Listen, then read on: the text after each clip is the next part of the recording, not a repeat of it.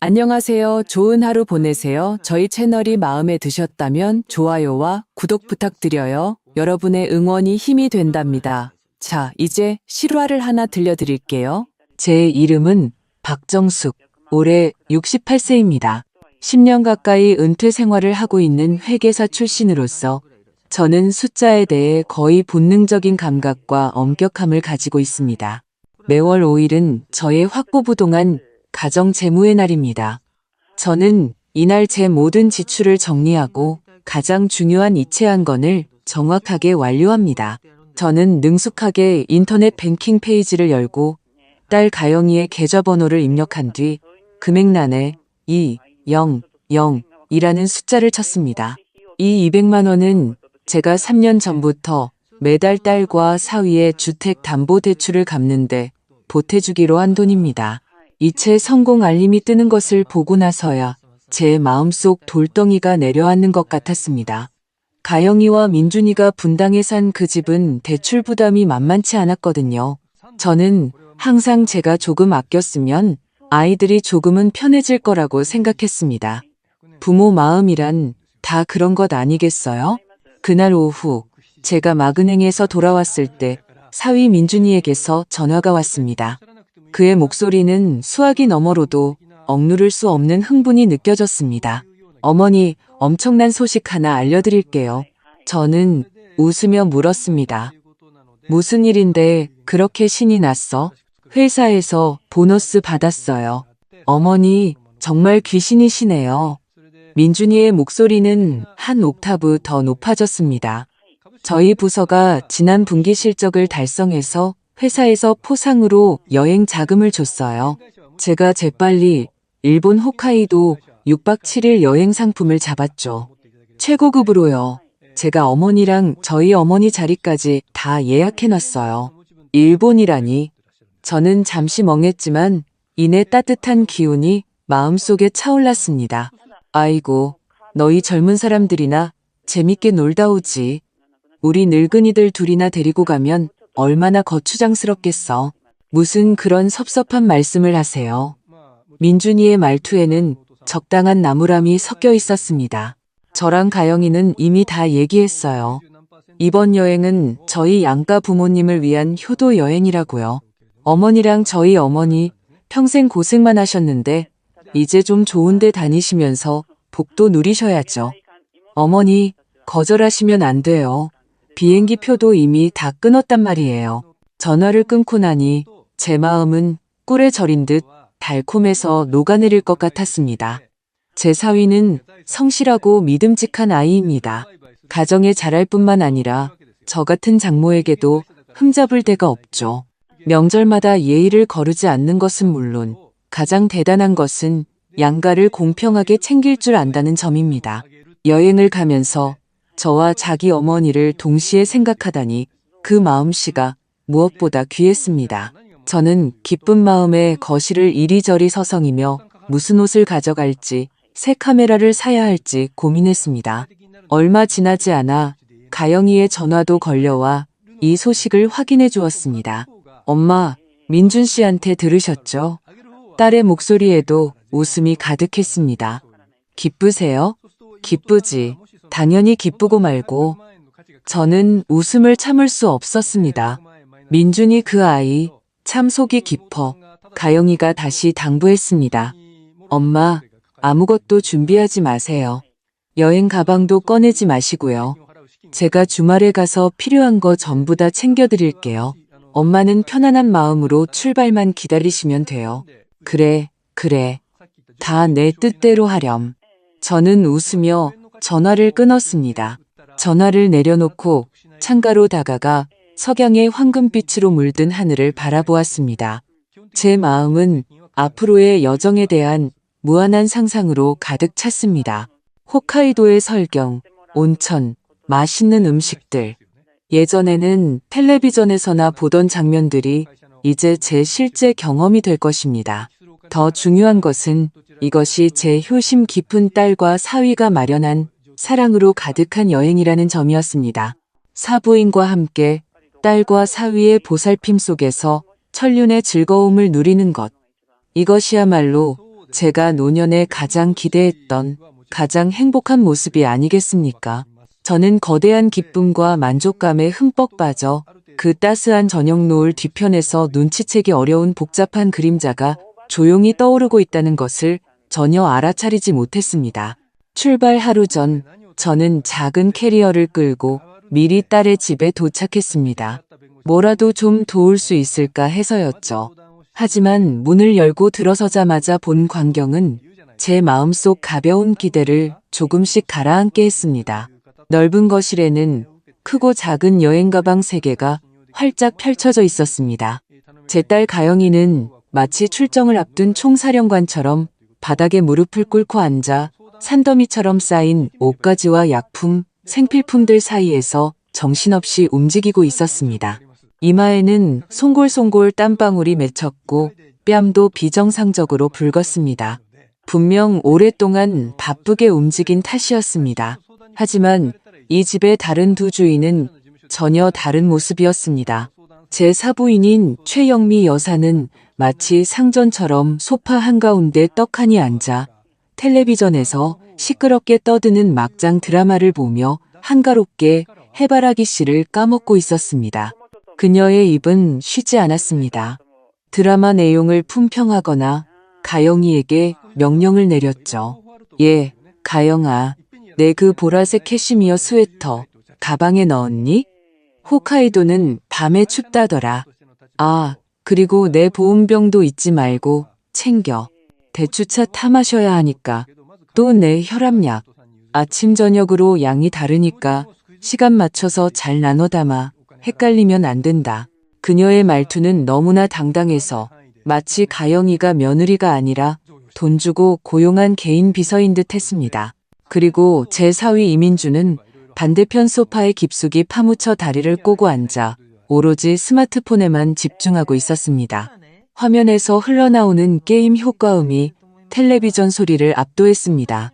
그는 눈앞의 이 혼란스러운 상황에 전혀 무관심했고 마치 짐 싸는 일 따위는 태초부터 여자의 몫인 양 행동했습니다. 저는 도저히 보다 못해 제 짐을 내려놓고 다가가 가영이를 도와 옷 몇 벌을 개주려 했습니다. 가영이가 고개를 들어 저를 보며 피곤한 미소를 지었습니다. 엄마, 그냥 앉아서 쉬세요. 저 거의 다 했어요. 저는 소파에 앉은 민준이를 향해 말했습니다. 민준아, 너도 이리 와서 가영이 좀 돕지 그러니 혼자서는 벅차 보이는데. 민준이는 고개도 들지 않고 대충 대답했습니다. 저 내일 공항까지 운전해야 해서 컨디션을 조절해야 해요. 그의 말이 채 끝나기도 전에 사부인 최영미 여사가 텔레비전 소리를 줄이며 끼어들었습니다. 아이고, 사부인. 모르시는 말씀 마세요. 우리 민준이는 큰일 하는 애예요. 돈 버느라 얼마나 힘든데요. 이런 짐 싸는 자질구레한 일은 가영이가 하면 돼요.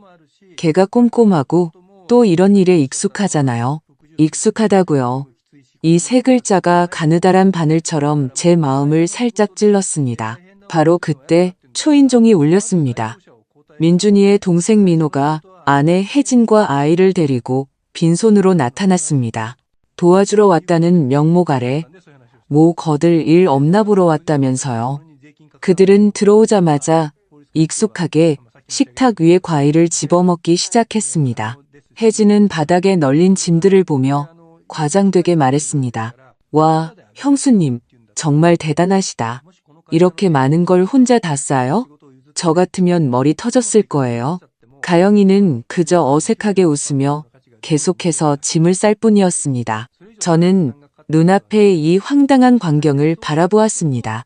묵묵히 일만 하는 며느리, 당연하게 여기는 시어머니, 수수방관하는 남편, 그리고 와서 편하게 얻어먹기만 하는 시동생 부부.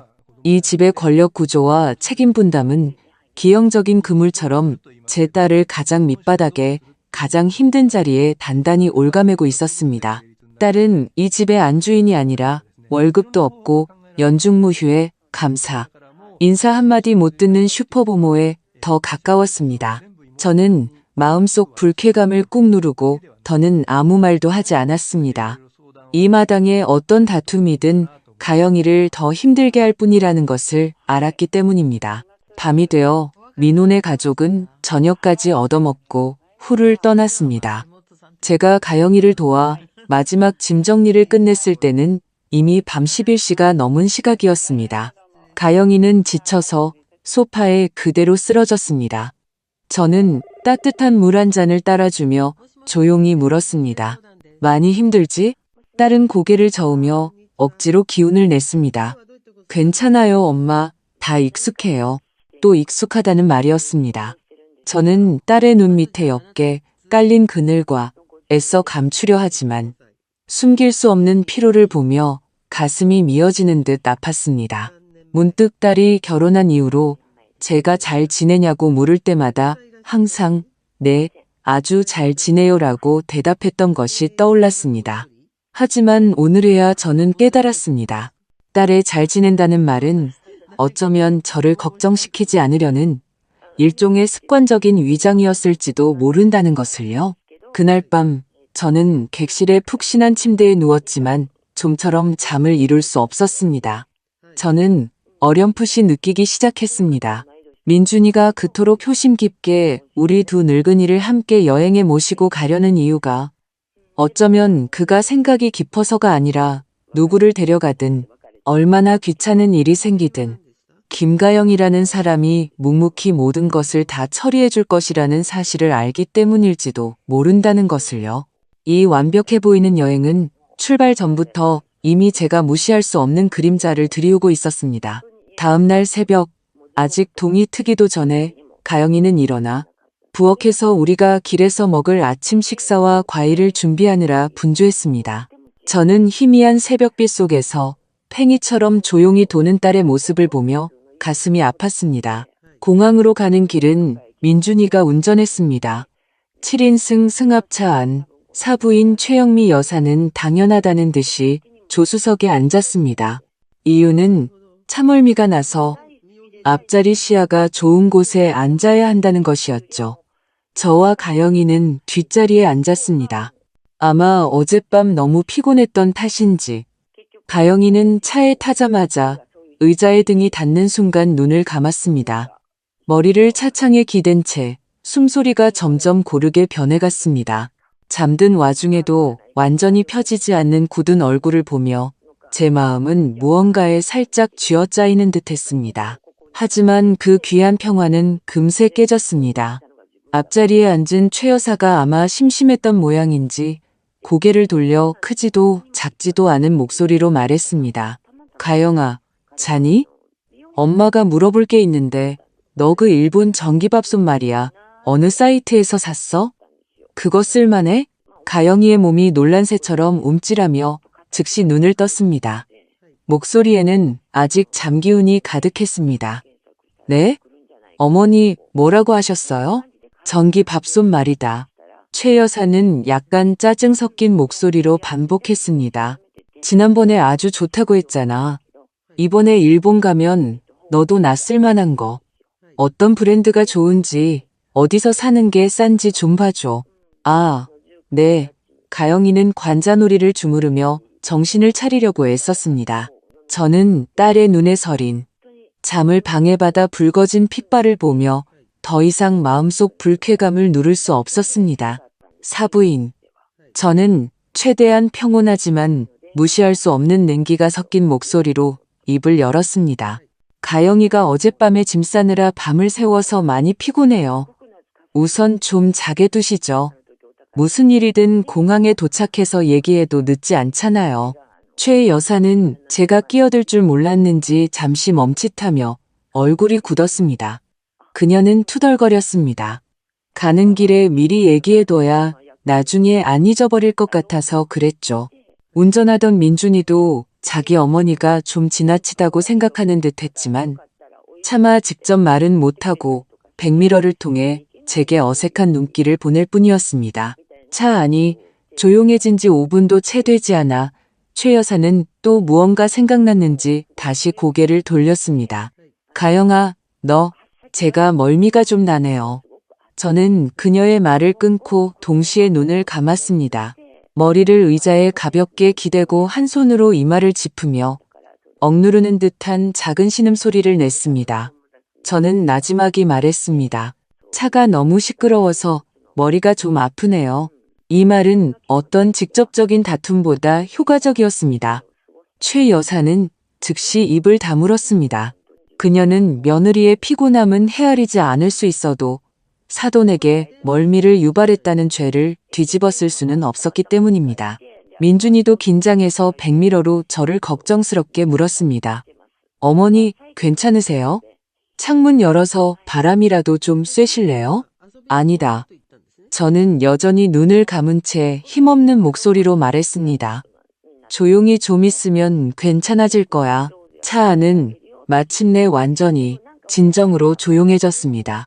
저는 옆에 앉은 가영이의 긴장했던 몸이 서서히 풀리는 것을 느낄 수 있었습니다. 얼마 지나지 않아 저는 그녀의 고르고 깊은 숨소리를 들었습니다. 저는 살짝 실눈을 뜨고 잠든 딸의 옆모습을 바라보았습니다. 창밖으로 들어온 햇살이 그녀의 긴 속눈썹 위에 옅은 그림자를 드리웠습니다. 그 순간 제 마음은 만감이 교차했습니다.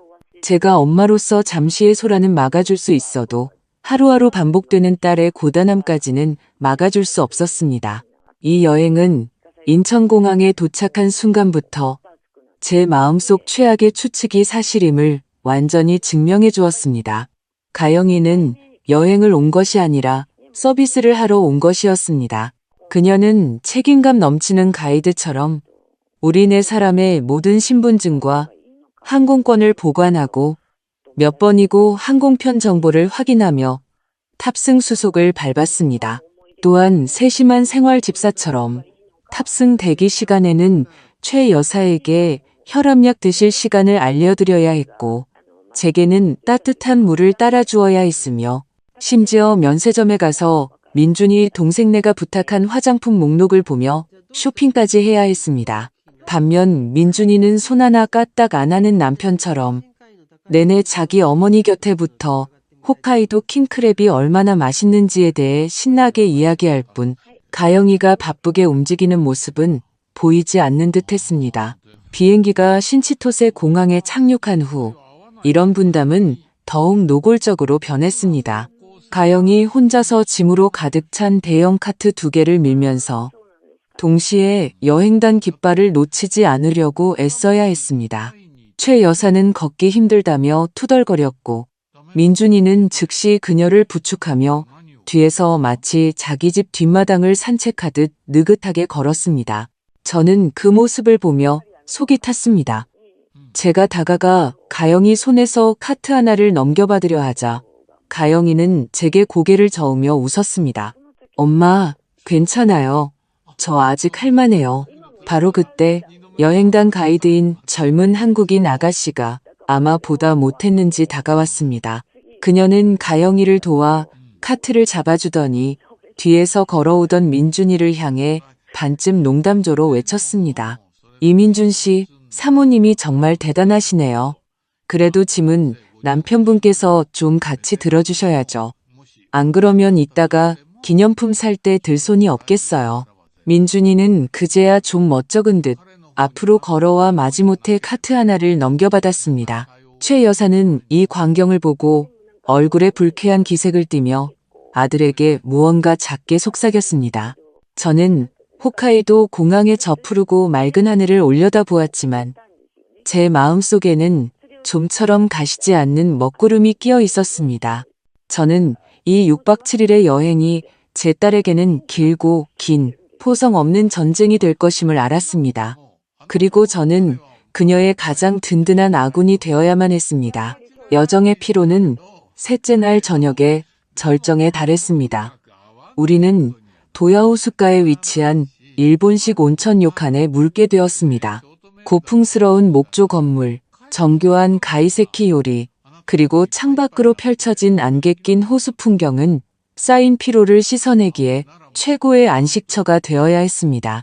하지만 문제는 바로 이 가장 일본적인 정취를 느낄 수 있는 다다미 방에서 터졌습니다. 우리가 예약한 방은 4인이 묵을 수 있는 가족실이었습니다. 넓은 방에는 부드럽고 편안한 일본식 이부자리 4채가 깔려 있었습니다. 상식적으로 저와 사부인 최 여사가 각자 한 채씩, 가영이와 민준이가 나머지 2채를 쓰는 것이 지극히 당연한 배치였습니다. 하지만 최 여사는 분명 그렇게 생각하지 않았습니다. 그녀는 방에 들어서자마자 곧장 창가 쪽 가장 전망 좋은 2자리로 걸어가 자신의 짐을 내려놓더니 너무나 당연하다는 듯 민준이에게 말했습니다. 민준아, 엄마 오늘 밤 내 옆에서 자야겠다. 엄마가 낯을 가려서 네가 옆에 없으면 잠을 못 자. 공기는 순간 얼어붙었습니다. 저는 호수 경치를 보고 기쁨에 차 있던 가영이의 얼굴에서 핏기가 순식간에 사라지는 것을 보았습니다. 그녀는 그 자리에 서서 옷자락을 2 손으로 꽉 쥔 채 입술을 굳게 다물고 있었습니다. 민준이의 표정은 늘 그랬듯 난처함과 망설임으로 가득했습니다. 그는 기세등등한 어머니를 한번, 새하얗게 질린 아내를 한번 쳐다보았습니다. 남편으로서의 입지는 효도라는 미명에 너무 흠뻑 젖어 물렁해진 그의 머릿속에서 또다시 흔들리고 있었습니다.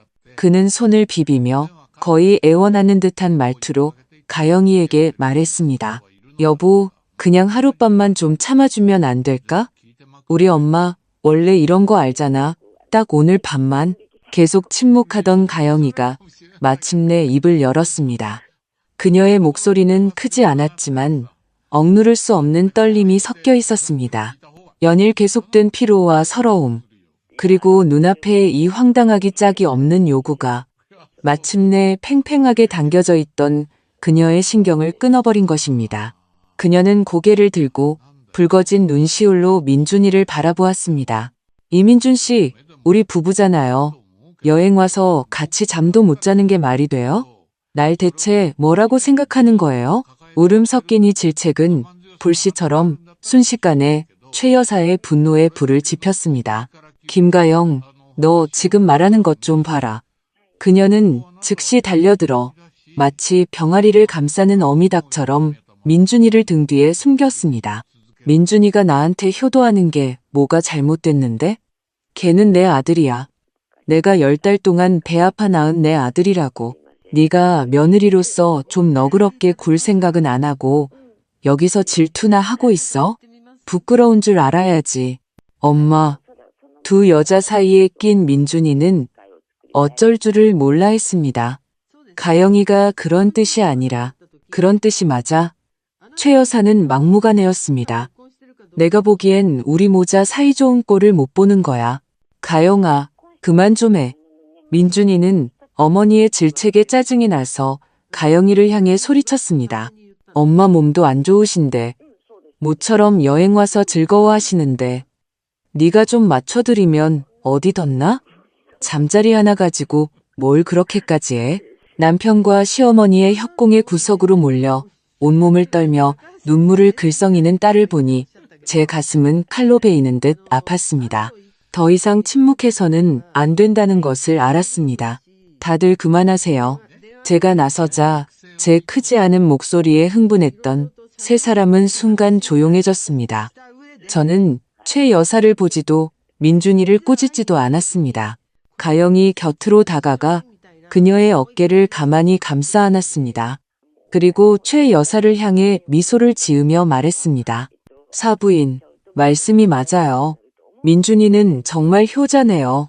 엄마 마음을 헤아릴 줄도 알고요. 그런데 저한테도 딸이 하나 있답니다. 저도 제 딸이 귀하고요. 저는 고개를 돌려 어리둥절한 표정의 민준이를 보며 천근을 들어 올리는 듯한 부드러운 말투로 말했습니다. 민준아, 이렇게 하자. 네 엄마가 네가 없으면 잠을 못 주무신다니 오늘 밤은 네가 어머니 곁에서 제대로 효도하렴. 나랑 가영이는 마침 오랜만에 모녀간의 속 깊은 얘기도 좀 나누고 싶었으니 우리 둘이 같이 잘게. 저는 잠시 말을 멈추고 분위기를 바꾸며 의미심장한 미소를 지었습니다. 그런데 효도를 하려면 제대로 해야지.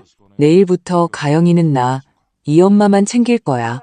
사부인 짐 챙기는 거나 식사, 쇼핑, 통역 같은 건 이제부터 효심 깊은 아드님인 내가 전부 책임지도록 해. 자기 엄마는 자기가 챙기는 게 공평하잖아. 그렇지? 이 말은 마치 때 맞춰 내린 소나기처럼 모든 전쟁의 불길을 꺼뜨렸습니다. 민준이와 최 여사는 완전히 얼어붙었습니다.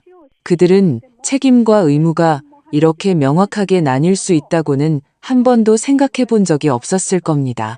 민준이가 효자로서의 감정적 만족을 누리고 싶다면 그는 효자의 모든 수고를 감당해야만 했습니다. 더 이상 마음 편하게 모든 귀찮은 일을 아내에게 떠넘길 수는 없었습니다.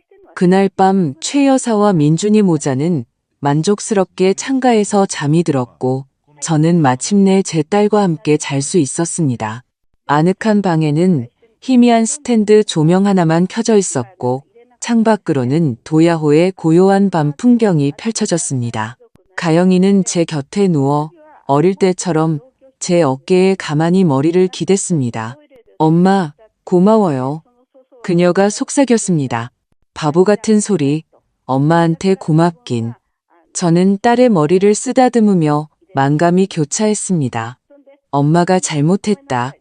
네가 이렇게 힘들게 사는 줄도 모르고. 제 질문에 가영이는 마침내 터져버린 독처럼 마음속에 쌓아두었던 모든 서러움을 쏟아냈습니다.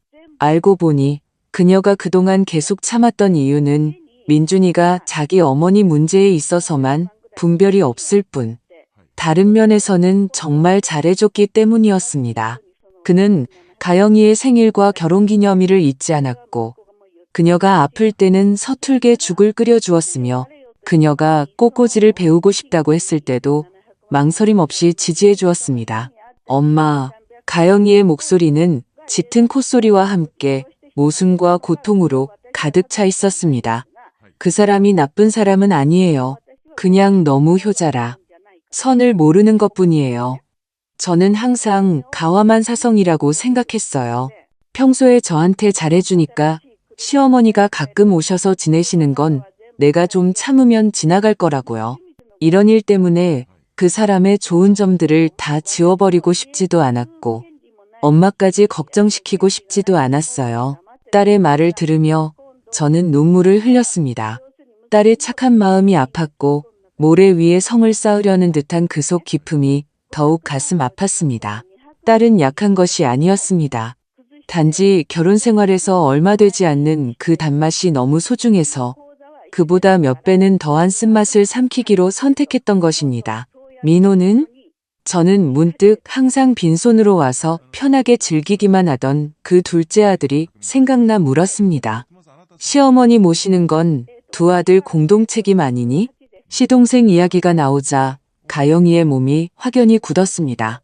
쌓였던 서러움이 새로운 돌파구를 찾았습니다. 민호 씨요? 가영이의 목소리에는 씁쓸한 냉소가 섞였습니다. 그 사람이랑 아내 혜진 씨는 누구보다 요리조리 잘 피해요. 시어머니 몸이 좀 안 좋으시거나 병원에 같이 가드릴 사람이 필요할 때마다 그 집은 꼭 야근을 하거나 아이가 아프대요. 시어머니도 편애가 심해서 작은 아들한테는 절대 귀찮게 안 하려고 하세요. 모든 일이 당연하게 저희한테 다 넘어오는 거죠. 그녀는 잠시 말을 멈추고 마치 자신에게 하는 말처럼 목소리를 낮췄습니다. 민준 씨한테 몇 번이나 얘기했어요. 동생네랑 얘기해서 책임을 확실히 나누자고요. 그런데 민준 씨는 항상 형네가 형편이 좀 안 좋고 형수님 몸도 약하니까 우리가 형이랑 형수로서 좀 더 이해해야지라고만 해요. 매번 그 말로 끝나요. 저는 마침내 깨달았습니다. 민준이의 효심처럼 보였던 이 여행의 이면이 얼마나 추악했는지를요. 포상금은 그 혼자 받은 것이니 당연히 자기 어머니만 초대했습니다. 하지만 그 어머니를 모시는 책임은 또 자연스럽게 맏며느리인 가영이의 어깨에 전부 지워졌습니다. 그의 동생 가족은 이 효도 대잔치에서 또다시 완벽하게 모습을 감췄습니다. 제 딸, 그녀는 효심 깊은 며느리의 책임뿐만 아니라 그 무책임한 시동생 가족이 비워둔 친정의 빈자리까지 메우고 있었던 것입니다. 그리고 제 사위는 이런 구조적인 불공평함을 보지 못할 뿐만 아니라 심지어 이해라는 두 글자로 그 감옥에 가족애라는 이름의 자물쇠를 직접 채웠습니다. 저는 딸을 꼭 껴안고 조용히 말했습니다. 얘야, 기억하렴. 좋은 결혼은 참는 걸로 유지되는 게 아니란다. 진정한 사랑은 존중이고 이해고 무엇보다 흔들림 없는 보호란다. 만약 어떤 사람이 너에게 계속해서 자신을 굽히고 그의 효도를 완성하게 만들고 심지어 그의 온 가족의 책임 구멍까지 메우라고 한다면 그가 내게 주는 건 사랑이 아니라 연이은 족쇄일 뿐이야. 엄마가 알았어. 저는 딸의 등을 토닥이며 눈빛이 그 어느 때보다 단호해졌습니다. 이 문제는 더 이상 이렇게 둘 수 없어. 그날 밤 우리 모녀는 아주 오랫동안 이야기를 나눴습니다. 저는 제 수십 년의 인생 지혜를 모두 부수어 조금씩 딸에게 들려주었습니다. 저는 알았습니다. 이 여행이 딸에게는 비록 힘들었지만 결혼의 진실을 완전히 깨닫고 자신을 사랑하는 법을 다시 배우는 계기가 될 것이라는 것을요. 그리고 제가 할 일은 그 족쇄를 끊을 뿐만 아니라 새로운 경계를 설정할 수 있는 지혜의 열쇠를 그녀에게 쥐어주는 것이었습니다. 여행의 후반부는 미묘하고 어색한 분위기 속에서 지나갔습니다. 민준이는 아마 제 그 말에 겁을 먹었는지 의식적으로 몇 가지 일을 분담하기 시작했습니다. 그는 스스로 짐을 들었고 식사할 때는 저와 최 여사에게 차를 따라주는 것을 잊지 않았습니다. 최 여사는 여전히 제게 좋은 낯빛은 아니었지만 더 이상 가영이에게 함부로 명령하지는 못했습니다. 하지만 저는 알았습니다. 이런 표면적인 평화는 단지 임시방편에 불과하다는 것을요. 그들은 단지 제 감시 아래 잠시 발톱을 거두었을 뿐 한국으로 돌아가 그들이 이미 익숙해진 권력 구조 속으로 들어가면 모든 것은 금세 원래대로 돌아갈 것이었습니다. 아니나 다를까 여행이 끝나고 한국에 돌아온 지 이틀째 되던 날 저는 가영이에게서 전화를 받았습니다. 전화기 너머 딸의 목소리는 피로와 체념으로 가득했습니다. 엄마, 시어머니가 또 허리가 아프시다고 우리 집에서 며칠 더 있다 가시겠대요. 저는 놀라지 않았습니다. 그저 평온하게 물었습니다. 그래서 민준이는 뭐라고 하니? 그 사람은 엄마가 모처럼 오셨는데 며칠 더 계시게 하재요. 저는 깊은 숨을 내쉬었습니다. 이제 제가 나설 때라는 것을 알았습니다. 저는 그들의 집에 찾아가 따지지 않았습니다. 그것은 새로운 말다툼에 빠지는 것밖에 되지 않을 테니까요. 여행에서 돌아온 지 사흘째 되는 날은 5일, 저의 고정된 가정 재무의 날이었습니다. 저는 인터넷 뱅킹 페이지를 열고 능숙하게 로그인했습니다. 하지만 지난 3년 동안 매달 그랬던 것처럼 이체 기능을 클릭하지 않았습니다. 저는 전혀 다른 일을 했습니다. 매월 5일 김가영의 계좌로 200만 원을 자동 이체하던 설정을 찾았습니다. 그리고 한치의 망설임도 없이 해지 버튼을 눌렀습니다. 이 모든 것을 끝내고 저는 컴퓨터를 끄고 차 한 잔을 우려내며 조용히 폭풍우를 기다렸습니다. 폭풍우는 저를 오래 기다리게 하지 않았습니다. 약 일주일 후 제 휴대폰이 울렸습니다. 발신자는 사위 민준이었습니다. 어머니, 요즘 건강은 어떠세요? 민준이의 첫마디는 탐색적인 공손함으로 가득했습니다. 좋아. 무슨 일 있니? 저는 알면서도 모르는 척 물었습니다. 그게요, 어머니. 그는 마침내 본론으로 들어갔습니다. 오늘 은행에서 문자를 받았는데 저희 이번 달 주택담보대출이 아직 안 나갔다고 하더라고요. 혹시 이체하실 때 무슨 문제가 있었나 해서요. 아, 그거 말이니. 제 말투는 마치 오늘 날씨를 이야기하는 것처럼 평온했습니다. 문제없었어. 내가 해지했단다. 전화기 저편에서는 10초간의 죽음 같은 정적이 흘렀습니다. 저는 민준이의 얼굴에 지금쯤 얼마나 큰 충격과 불신이 서려 있을지 상상할 수 있었습니다. 해지요? 그는 마침내 목소리를 되찾았지만 억양이 변해 있었습니다. 왜요, 어머니? 혹시 저희가 뭐 잘못해서 화나신 일 있으세요? 아니, 저는 여전히 평온했습니다. 민준아, 너랑 가영이 다 성인이잖니. 너희 집, 너희 대출은 본래 너희가 책임져야 하는 거야. 내가 도와준 건 정이지 의무가 아니란다. 이제 나도 나이가 들고 몸도 예전 같지 않으니 내 노후를 위해서도 좀 더 준비해야겠다고 생각했어. 저는 잠시 말을 멈추고 그에게 더 구체적인 폭탄을 던졌습니다. 내가 며칠 전에 대충 계산해봤는데 지난 3년간 내가 매달 200만 원씩 보태준 게 합쳐서 7,200만 원이나 되더구나. 이 돈이면 괜찮은 국산차 한 대는 사고도 남겠어. 이제 보니 이 늙은이도 꽤 돈이 많았더라고. 이 말은 민준이의 요행 심리를 완전히 박살냈습니다. 그는 아마 처음으로 이장모가 사람 좋은 것뿐만 아니라 계산에도 박다는 것을 깨달았을 겁니다. 그의 말투는 즉시 다급해졌습니다. 어머니, 어떻게 그렇게 말씀하실 수 있으세요? 저희 한 가족이잖아요. 지금 저희를 안 도와주시면 저희는 이 생활을 어떻게 하라고요?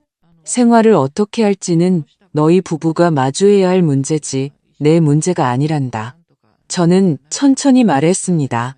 하지만 네가 정말 이유를 알고 싶다면 너랑 가영이 데리고 와서 우리 셋이 시간 내서 제대로 한번 이야기해보는 게 좋겠구나. 주말에 민준이와 가영이가 저희 집으로 왔습니다. 민준이의 얼굴에는 불안과 초조함이 가득했고 가영이는 오히려 평온해 보였습니다. 그녀는 아마 제 의도를 짐작하고 있었을 겁니다. 저는 그들을 거실에 앉히지 않고 제 서재로 안내했습니다. 그리고 제 맞은편에 앉혔습니다. 마치 예전에 학생들을 가르치듯 말이죠. 저는 처음부터 잘잘못을 따지지 않았습니다. 종이와 펜을 꺼내 그들 앞에 놓았습니다. 우선 계산부터 한번 해보자꾸나. 제가 말했습니다. 저는 먼저 민준이에게 물었습니다. 민준아, 이번 홋카이도 여행에서 네가 여행 경비 낸 것 말고 뭘 했는지 말해봐. 민준이는 얼어붙어 우물쭈물했습니다. 제가 공항까지 운전했고 짐도 들었어요. 좋아. 저는 고개를 끄덕이고 종이에 민준, 운전, 짐들기라고 적었습니다. 그리고 가영이를 향해 말했습니다. 가영아, 너는? 가영이가 말하기도 전에 제가 대신 말하기 시작했습니다.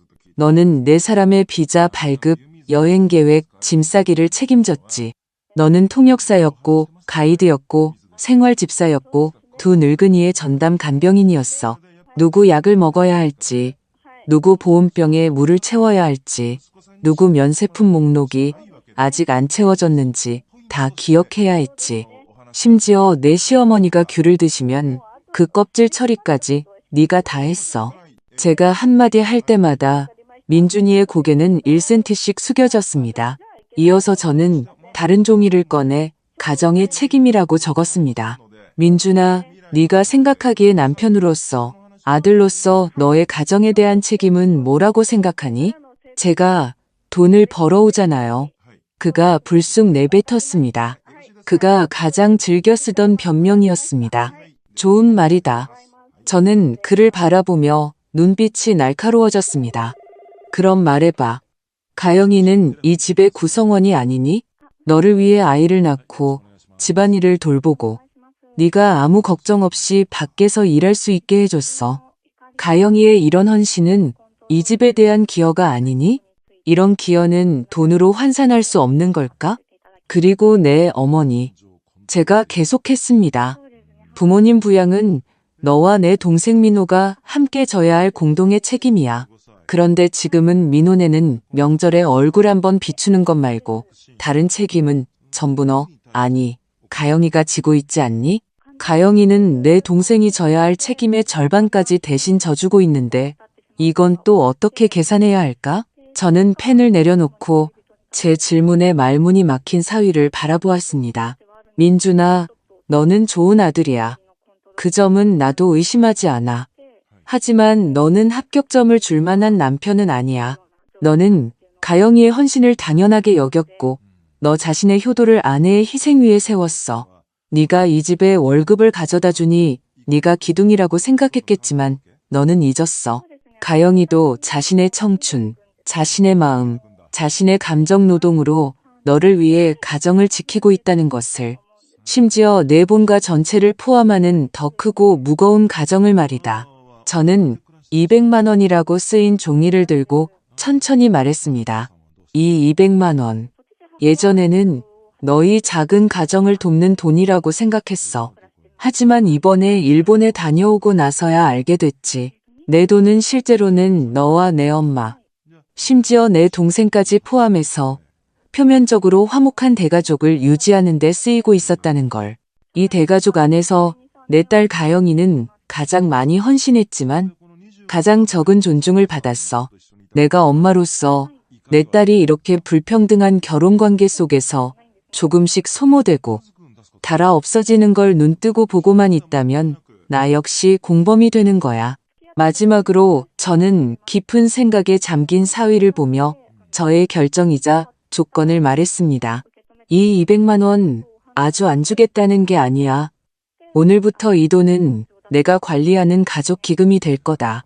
언제든 내가 네가 진정으로 남편의 책임을 다하기 시작하는 것을 볼 때 네가 아내를 보호하는 법을 배우고 네 어머니와 아내 사이에 건강한 경계선을 긋는 것을 볼 때 네가 동생과 함께 부모 부양의 의무를 나누는 것을 알게 될 때 바로 그날 이 기금은 다시 시작될 거다. 심지어 2배가 될 수도 있어. 저는 펜을 테이블 중앙에 가만히 놓았습니다. 결정은 내 손에 달렸다. 제 서재에서 열린 그 가족 회의는 작은 지진처럼 이민준이 10년 넘게 고수해온 효도라는 이름의 가치관을 뒤흔들어 놓았습니다. 그와 그의 어머니 최영미 여사는 아마 한 번도 생각해 본 적이 없었을 겁니다. 친정, 책임과 같은 감성적인 것들이 어느 날 저 늙은 회계사에 의해 이렇게 명확하고 냉정한 방식으로 눈에 보이는 비용과 부채로 계량화될 수 있다는 것을요. 그날 부부가 저희 집을 떠날 때 둘은 내내 말이 없었다고 합니다. 가영이는 나중에 제게 말해주었습니다. 돌아가는 길에 민준이가 처음으로 자기 어머니를 위해 단 한마디도 변명하지 않고 그저 굳은 표정으로 침묵하며 운전만 했다고요. 저는 제 말이 먹혔다는 것을 알았습니다. 하지만 변화는 결코 하루아침에 이루어지지 않는다는 것도 알았습니다. 다음 몇 주 동안 민준이는 서툴지만 눈에 띄는 변화를 보이기 시작했습니다. 그는 퇴근 후에 더 이상 소파에 몸을 던지지 않고 부엌으로 들어가 어색하게 물었습니다. 내가 뭐 도울 거 없어? 최 여사가 습관적으로 가영이에게 물을 떠오라고 시킬 때 그는 처음으로 나서서 말했습니다. 엄마, 앉아 계세요. 제가 떠다 드릴게요. 그는 심지어 정말 용기를 내어 동생 민호에게 30분이나 되는 긴 전화를 걸었습니다. 통화 내용은 가영이가 듣지 못했지만 그 후로 민호의 아내 혜진이 주말마다 과일을 사들고 그들 집에 나타나기 시작했습니다. 비록 여전히 오래 앉아 있지는 않았지만 최소한 자세의 변화는 있었습니다. 이 모든 것을 보며 저는 마음속으로 조금 안도의 한숨을 내쉬었습니다. 하지만 제 임무는 아직 끝나지 않았습니다. 사위를 일깨웠으니 이제는 제 딸을 일깨울 차례였습니다. 어느 주말 오후 저는 가영이만 따로 불러내 애프터눈 티를 마셨습니다. 민준이는 따라오지 않게 했죠. 카페의 따뜻한 햇살 속에서 저는 얼마 전보다 한결 편안해진 딸의 얼굴을 보며 입을 열었습니다. 요즘 집은 괜찮니? 가영이가 웃었습니다. 그 미소에는 진정한 편안함이 묻어 있었습니다. 네, 훨씬 좋아졌어요, 엄마. 정말 고마워요. 엄마 아니었으면 그런 날이 얼마나 더 계속됐을지 모르겠어요. 바보 같은 소리, 나한테 고맙긴. 저는 컵 속에 커피를 저으며 화제를 바꿨습니다. 그런데 가영아, 오늘 엄마가 너를 부른 건 고맙다는 말을 들으려고 한 게 아니야. 너한테 내 이야기를 좀 하려고. 엄마 이야기를요? 가영이는 의아해하며 저를 바라보았습니다. 그래, 내 이야기. 저는 숟가락을 내려놓고 창밖을 보며 눈빛이 조금 아련해졌습니다. 내 기억 속에 내 아빠는 어떤 사람이었니? 제가 물었습니다. 아빠요? 가영이는 잠시 생각하더니 말했습니다. 좋은 사람이었죠. 가정적이고 성격도 좋으시고 엄마한테도 아주 잘해주셨잖아요. 그래, 정말 좋은 사람이었지. 저는 고개를 끄덕이며 입가에 씁쓸한 미소를 띄었습니다. 하지만 그거 아니?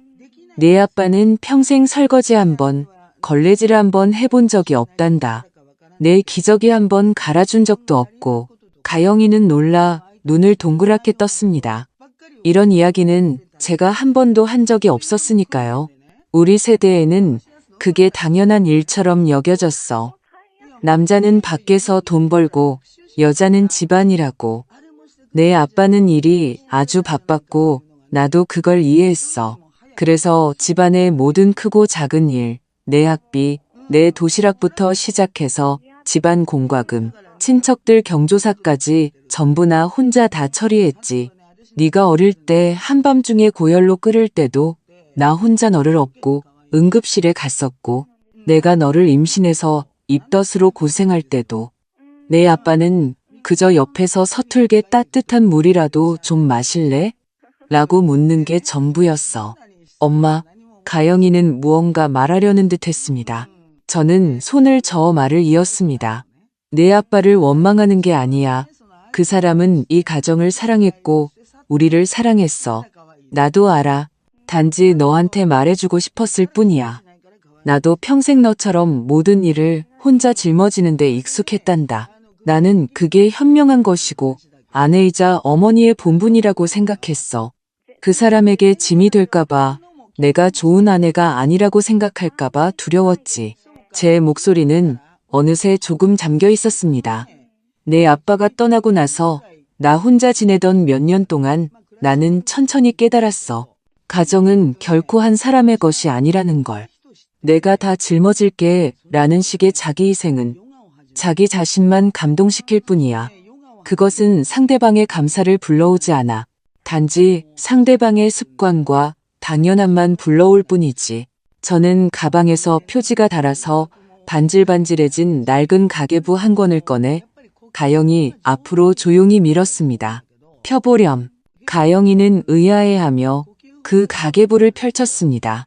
그 안에는 제가 결혼 첫 해부터 40년 동안 꼬박꼬박 기록한 가정의 장부가 들어있었습니다. 빽빽한 숫자들은 쌀, 기름, 소금 한 톨의 지출부터 경조사의 모든 수입과 지출까지 꼼꼼하게 기록되어 있었습니다. 마지막 페이지를 봐. 제가 가리켰습니다. 가영이가 마지막 페이지를 넘겼습니다. 그 페이지에는 장부 기록 대신 붉은색 볼펜으로 쓰인 2개의 나란한 통계 숫자가 있었습니다. 왼쪽 줄의 제목은 아빠의 기여, 그 아래에는 단 한 줄의 글씨가 있었습니다.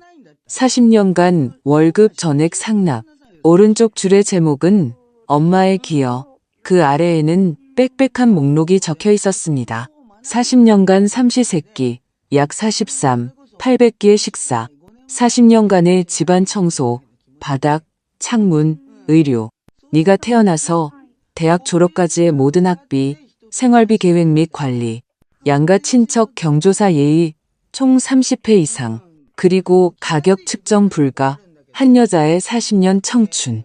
가영이는 선명하게 대비되는 2줄의 글씨를 보며 손을 살짝 떨기 시작했습니다.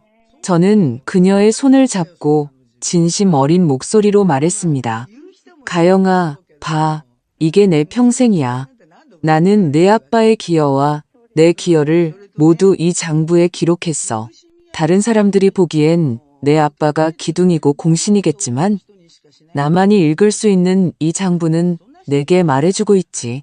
이 집은 그 사람과 내가 함께 지탱해온 것이고 심지어 내가 더 큰 하늘을 떠받치고 있었다는 걸. 나는 평생 이렇게 살아왔어. 나는 받아들였지. 하지만 내 딸이 나와 같은 길을 걷는 건 원치 않아. 너의 인내는 민준이의 이해를 가져오지 못하고 오히려 그의 당연함을 키웠어. 네가 모든 걸 도맡아 한 것은 그를 더 책임감 있게 만들지 못하고 오히려 그를 영원히 자라지 못하는 큰아들로 만들었어.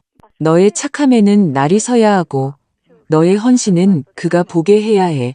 그가 아픔을 느끼게 해야 한다고. 가정의 책임은 두 사람이 함께 풀어야 할 숙제야. 너 혼자서는 짊어질 수 없어. 엄마, 저는 그냥 싸우는 게 무서워서, 집안 분위기 안 좋아지는 게 무서워서요. 가영이의 목소리에도 울음이 섞였습니다. 무서워서? 저는 고개를 저었습니다. 건강한 다툼은 상대방에게 너의 경계선이 어디인지 알려주기 위한 거야. 네가 과거에 유지했던 그 고인물 같은 평화는 네 서러움으로 맞바꾼 가짜 평화일 뿐이야. 그건 집이 아니라 너 혼자만의 감옥이었어. 저는 그 낡은 가계부를 조용히 닫아 가영이의 손에 쥐어주었습니다. 엄마가 너에게 줄 만한 지혜로운 책은 없구나. 이 가계부가 내가 평생 걸어온 길이고 저지른 실수고 마지막에 깨달은 이치란다. 가져가서 잘 보렴. 앞으로 너도 너 자신의 장부를 기록하기 시작해야 해. 돈의 장부뿐만 아니라 감정의 장부, 책임의 장부를 말이야. 너는 수시로 자신에게 상기시켜야 해. 네가 얼마나 기여했는지, 그가 얼마나 기여했는지를. 너는 그에게 알려줘야 해. 이 집은 그 사람 혼자만의 것이 아니고 더더욱 너 혼자만의 것도 아니라는 것을. 이 집은 너희들의 것이라는 걸. 가영이는 손에 들린 그 묵직한 장부책을 보고 다시 저를 보았습니다. 눈물이 소리 없이 흘러내렸습니다. 그녀는 손을 뻗어 저를 꼭 껴안았습니다. 그 순간 저는 딸의 등을 가만히 토닥이며 알았습니다. 제가 오늘 그녀에게 건넨 것은 장부 한 권이 아니라 엄마로서 딸에게 줄 수 있는 가장 귀하고도 무거운 인생의 목록이라는 것을요. 그날 오후의 티타임 이후 가영이는 더 이상 제게 집안일에 대해 울며 하소연하지 않았습니다. 하지만 저는 알았습니다. 어떤 변화가 그녀의 작은 집에서 조용히 일어나고 있다는 것을요. 그녀는 약한 척하는 법을 배우기 시작했습니다. 가끔 제가 전화를 걸면 전화기 저편에서 그녀가 민준이에게 말하는 소리가 들렸습니다. 여보, 나 오늘 너무 피곤한데 저녁은 당신이 좀 알아서 해줄 수 있어? 혹은 오오이 수학 문제 이거 내가 잘 모르겠는데 당신이 나보다 똑똑하니까 당신이 좀 가르쳐줘. 그녀는 또한 경계를 세우기 시작했습니다. 주말에 민준이가 또 모든 시간을 자기 어머니와 보내려고 하면 가영이는 부드럽지만 단호하게 그를 일깨웠습니다. 어머니도 중요하지만 우리 세 식구의 시간도 중요해요. 오후에는 어머니랑 차 마시고 저녁에는 우리 오오이 데리고 공원에 가서 축구라도 하는 게 어때요? 그리고 민준이는 저의 그 200만 원 무조건적인 지원이 끊긴 후 마침내 비용과 책임이라는 두 단어를 정면으로 마주하기 시작한 것 같았습니다. 그는 순조롭게 돌아가는 가정이 당연한 것이 아니라는 사실을 깨닫기 시작했습니다. 아내의 헌신은 공짜가 아니라는 것을요. 그는 가영이의 피로를 읽는 법을 배우고 예전에는 보이지 않던 집안일을 분담하는 법을 배우기 시작했습니다. 비록 여전히 서툴러서 설거지를 하다가 그릇을 깨고 걸레질을 하다가 온 집안을 물바다로 만들었지만 가영이는 말했습니다. 부엌에서 허둥대는 그의 뒷모습을 볼 때 마음은 그 어느 때보다 든든하다고. 그렇게 또 몇 달이 지났습니다. 평범한 주말 저는 닭백숙을 끓여 혼자 막 먹으려던 참이었습니다. 초인종이 울렸습니다. 문 밖에는 민준이와 가영이 그리고 제 사부인 최영미 여사가 서 있었습니다. 더 놀라운 것은 그들 뒤에 사위의 동생 민호와 그의 아내 혜진이 커다란 과일과 보약 꾸러미를 들고 서 있었다는 점입니다. 어머니, 민준이가 웃으며 말했습니다. 오늘 저희 가족 총출동에서 어머니 댁에 밥 얻어 먹으러 왔어요. 저는 잠시 멍하니 있다가 서둘러 그들을 안으로 들였습니다. 그날의 식사는 제가 최근 몇 년간 먹었던 식사 중 가장 시끌벅적하고 마음 편한 식사였습니다. 식탁에서 최 여사는 여전히 습관적으로 가장 좋은 닭다리를 민준이에게 집어주려 했습니다. 하지만 그녀의 젓가락이 막 뻗어나가려는 순간 민준이가 한 발 앞서 닭날개 하나를 집어 가영이의 그릇에 놓아주며 웃었습니다. 당신 요즘 너무 피곤했잖아. 많이 먹어. 최 여사의 손이 허공에서 잠시 멈칫하더니 어색하게 그 닭다리를 옆에 앉은 어린 손주에게 슬쩍 놓아주었습니다. 식사 후 남자들은 예전처럼 소파에 누워 텔레비전을 보지 않았습니다. 민준이가 먼저 그릇을 치웠고 민호도 따라 부엌으로 들어갔습니다. 형제는 나란히 설거지를 하며 회사 이야기를 나누었습니다. 그리고 저와 최 여사, 가영이, 혜진, 이렇게 여자들은 거실에 앉아 차를 마시며 일상적인 대화를 나누었습니다. 분위기가 아주 화기애애하다고는 할 수 없었지만 전에는 없었던 미묘한 균형감이 있었습니다. 떠나기 전 가영이가 저를 몰래 옆으로 끌어당겨 은행 카드 한 장을 제 손에 쥐어주었습니다. 엄마, 이거 민준 씨가 드리라고 했어요. 그녀가 속삭였습니다. 예전에는 자기가 철이 없었대요. 이 카드에 200만 원 들어있어요. 이번 달에 막 받은 보너스래요. 큰 돈은 아니지만 아들의 작은 성이라고요. 앞으로 주택 대출은 저희가 알아서 할 테니 어머니 돈은 어머니 자신을 위해 잘 쓰세요. 저는 그 카드를 쥐고 만감히 교차했습니다. 저는 알았습니다. 이 200만 원이 제가 과거에 주었던 그 어떤 돈보다 더 큰 무게를 지니고 있다는 것을요. 왜냐하면 그것은 한 남자의 깨달음과 책임감을 의미했기 때문입니다. 저는 거절하지 않았습니다. 웃으며 카드를 받으며 가영이에게 말했습니다. 그래, 그럼 다음 달에는 엄마가 너희 온 가족한테 근사한 외식 한번 쏠게. 그들 가족을 보낸 후 저는 조용한 거실에 홀로 앉아 있었습니다. 저는 몇 달 전 이 서재에서 어떻게 단호하게 결심하고 그 대출금 지원을 끊었는지를 떠올렸습니다. 제가 끊었던 것은 결코 200만 원이라는 돈이 아니었습니다. 제가 끊었던 것은 한 가정이 균형을 잃은 악순환이었고 여성의 끝없는 헌신이라는 낡은 패턴이었습니다. 그리고 오늘 제가 돌려받은 것 역시 단순히 200만 원이 아니었습니다. 제가 돌려받은 것은 한 딸이 마땅히 누려야 할 행복이었고 한 가정이 마땅히 가져야 할 건강한 모습이었습니다. 저는 책상으로 다가가 제 낡은 가계부를 펼쳤습니다. 마지막 페이지. 그 선명하게 대비되는 두 줄의 글씨 옆에 저는 붉은 펜으로 천천히 그리고 정중하게 새로운 한 줄을 써내려갔습니다. 한 가정의 가장 좋은 장부는 사랑과 책임의 수직 균형이다. 창밖은 저녁 노을이 하늘 가득 펼쳐져 부드럽고 찬란했습니다. 저는 알았습니다. 저와 제 딸의 진정으로 좋은 날은 이제 막 시작되었다는 것을요. 오늘의 사례는 여기까지 나누겠습니다. 박정숙 여사님은 그녀의 지혜와 그 묵직한 가계부로 딸의 결혼 생활에 건강한 경계선을 다시 그어주었을 뿐만 아니라 사위에게 진정한 남편의 책임이 무엇인지를 가르쳐 주었습니다. 하지만 전체 과정을 돌아보면 여전히 우리가 깊이 생각해 볼 만한 몇 가지 질문이 남습니다. 여러분은 가영이처럼 결혼 생활에서 습관적으로 헌신하고 인내하는 여성이 우리 주변에 여전히 많다고 생각하십니까? 그들을 얽매는 것이 단순히 손 하나 까딱 안 하는 남편뿐일까요? 아니면 전통적인 관념에서 비롯된 더 깊은 속박이 있는 걸까요? 박정숙 여사님이 대출 지원을 끊어버린 이 방법에 대해 어떻게 생각하십니까? 이것은 필요한 최후의 수단이었을까요? 아니면 지나치게 강압적인 개입이었을까요? 만약 여러분이라면 더 온화하거나 혹은 더 직접적인 처리 방식이 있었을까요? 가장 중요한 것은 한 가정의 분담과 책임은 과연 어떻게 나누어야 공평하다고 할 수 있을까요? 돈을 버는 것과 집안일을 돌보는 것, 이 두 가지가 저울 위에 놓였을 때 우리는 각각의 가치를 어떻게 측정해야 할까요?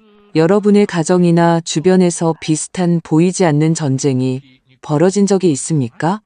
여러분은 어떻게 대처하셨나요? 아래 댓글창에 여러분의 생각과 경험을 남겨주세요. 여러분의 모든 의견은 현재 고민에 빠진 누군가에게 소중한 참고 자료가 될 수 있습니다. 저희 콘텐츠에 공감하신다면 구독 버튼을 누르는 것을 잊지 마시고 이 실제 가정의 이야기를 주변 친구들과 공유해 주세요. 함께 행복한 결혼의 진정한 의미를 탐구해 나갑시다. 댓글창에서 여러분의 귀한 통찰을 기다리겠습니다.